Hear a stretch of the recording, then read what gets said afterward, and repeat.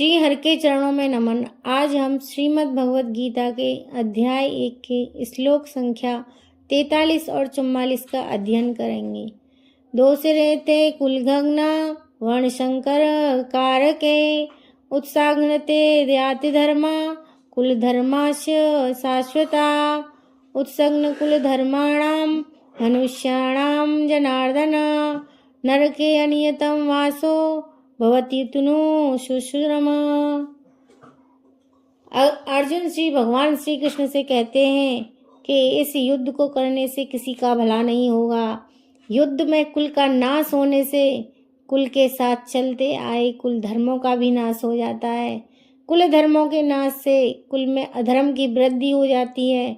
अधर्म की वृद्धि से स्त्रियां दूषित हो जाती हैं और स्त्रियों के दूषित होने से वर्ण संकर संतानें पैदा होती हैं और इस तरह से कुल के जाति धर्म कुल धर्म नष्ट हो जाते हैं। कुल धर्म और जाति धर्म क्या है? एक ही जाति में एक कुल की जो अपनी अपनी अलग अलग परंपराएं हैं, अलग अलग मर्यादाएं हैं, अलग अलग आचरण हैं, वे सभी उस कुल के कुल धर्म कहलाते हैं। और एक ही जाति के संपूर्ण समुदाय को लेकर जो धर्म कहे जाते हैं वे सभी जाति धर्म अर्थात वर्ण धर्म कहलाते हैं, जो कि सामान्य धर्म और शास्त्र विधि से नियत हैं। इन कुल धर्मों का और जाति धर्मों का आचरण न होने से ये धर्म नष्ट हो जाते हैं। जो लोग कुल परंपरा को विनष्ट करते हैं और इस तरह अवांछित संतानों को जन्म देते हैं, उनके दुष्कर्मों से समस्त प्रकार की सामुदायिक योजनाएं तथा पारिवारिक कल्याण कार्य विनष्ट हो जाते हैं। अर्जुन भगवान से कहते हैं, हे भगवान ने मनुष्य को विवेक दिया है, नया कर्म करने का अधिकार दिया है, अतः यह कर्म करने में अथवा न करने में, अच्छा करने में अथवा गलत करने में मनुष्य स्वतंत्र है। इसीलिए मनुष्य को सदैव विवेकपूर्ण और विचार पूर्वक अपने कर्तव्य व कर्मों को करना चाहिए।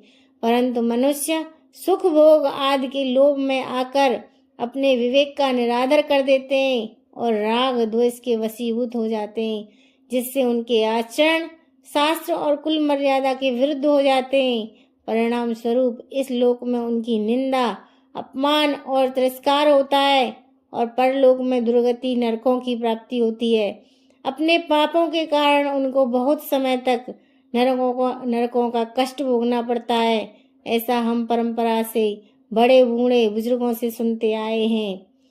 वर्णाधर्म की एक पद्धति के अनुसार मृत्यु के पूर्व मनुष्य को पाप कर्मों के लिए प्रायश्चित करना होता है। जो पापात्मा है उसे इस विधि का अवश्य उपयोग करना चाहिए। ऐसा किए बिना मनुष्य निश्चित रूप से नरक भेजा जाएगा, जहां उसे अपने पाप कर्मों के लिए कष्टमय जीवन बिताना होगा। बाकी के मिलते हैं अगली वीडियो में। हरे कृष्ण।